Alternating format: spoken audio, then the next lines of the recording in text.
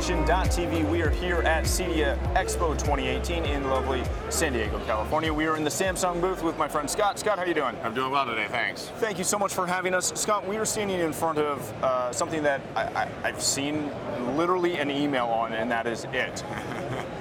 It is your Hue LED 8K. Correct.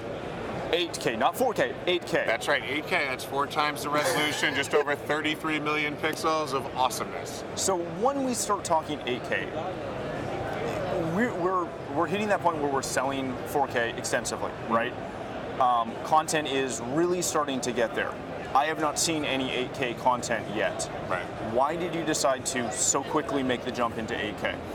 So the reason for 8K, it's following a different trend we're seeing, which is what is considered a big screen TV in the home. Right. You know, just a few years ago, 55, 65 was considered big screen.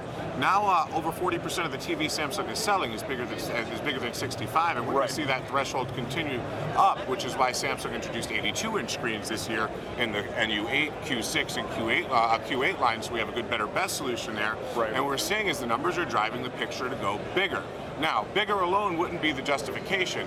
The thing is as customers are going bigger, they don't tend to move their couch back due to the size of their room. No. So, you know, 6, 8, 10 feet is realistic in many homes. Right. And they still don't want to stop at 65, they want to have 85. So at some point, pixel size based on screen size is gonna give you that screen door effect, or pixels will be able to be seen. So 8K would be the next evolution to allow people to get bigger screens and sit closer. And we already know they're getting the bigger screens, and we know they're not moving the couch back, so that leads us to better resolution.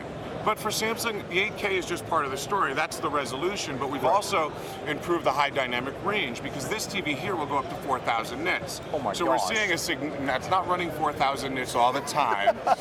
It's only going to be 4,000 nits for those spectral highlights that directors intend in HDR content. We've seen such a bump in the amount of HDR content. You were talking 4K content. Yeah. We're seeing Xbox coming out with HDR streaming sites, from Vudu to Netflix, all providing HDR now. So expanding that HDR ability of the TV will give it more lifelike. So when you're looking at picture quality, we talk about two things: contrast, or HDR, and resolution. And what the Q900 is going to bring to us is a bump and benefit in both.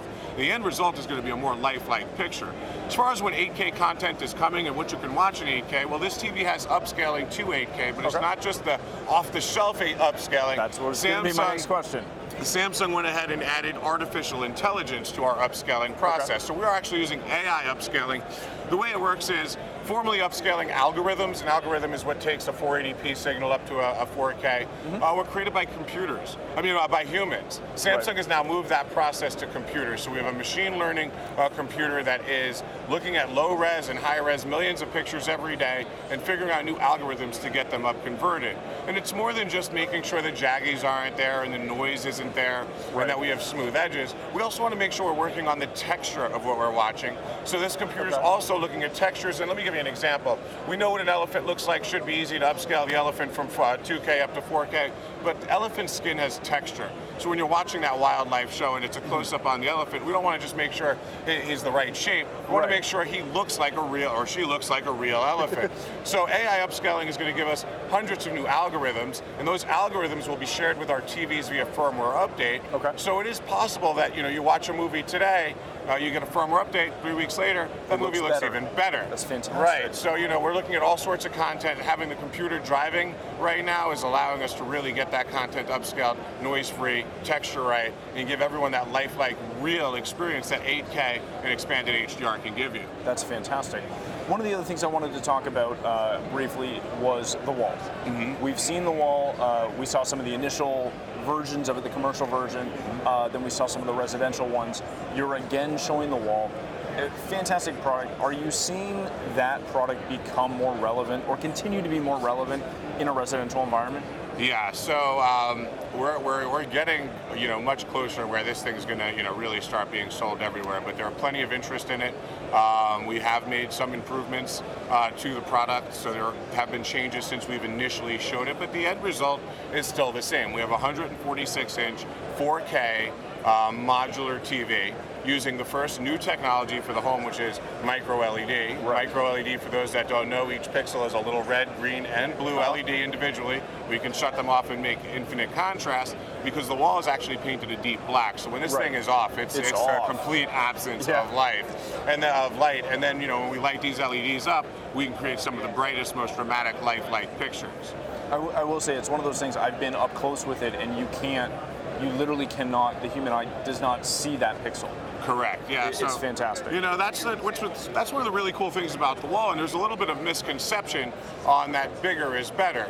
And when it comes to micro LED and that display, we can go as big as we want. We can give you a 292-inch 8K by just adding more tiles. The real trick here and the real challenge to technology is to make it smaller, so that we can have micro display in 4K at 85-inch and 75-inch sizes, which makes more sense for the home.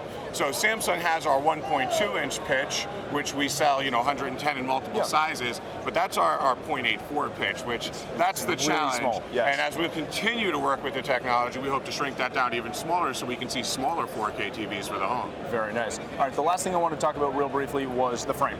Exciting product, especially here at CEDIA. This is one of those things that when you debuted this here, I believe, was it last year? Yeah. It was groundbreaking. We've always had this concept of panels that can look like art. No one has really achieved that until the frame came out. With those true mats that look like actual photo mats. Fantastic. What's new with the wall, or I'm sorry, with the frame this year? So new with the frame this year is some new features. We added one colored bezel. So last year all that was available was a light wood, a dark wood, and white. Now we've added black to the family. Black was a very highly requested. We've actually added picture rotation. So maybe this picture, the frame is in your bedroom. Every morning when you wake up, you want to wake up to a new piece of art. One day rotation could help. You could also do it out 1 week. We also made it easier to search for pictures. So more pictures show up on the screen at once, so it's easier to find them. You can choose by medium. Maybe you want a photograph, a drawing, or a painting. You can bring it up by that. Or maybe you just want to see all the paintings that match the decor of the room, which may be green or blue or red, so you can pick pictures by color. So easier to find the art, easier to rotate the art. And we also moved some of the controls that were formerly in the app up to the TV remote control so that everything is controlled up there. We also added a new One Connect box. So the new One Connect box now carries power and signal to the frame. This means when you mount your frame, you don't need to have an outlet there.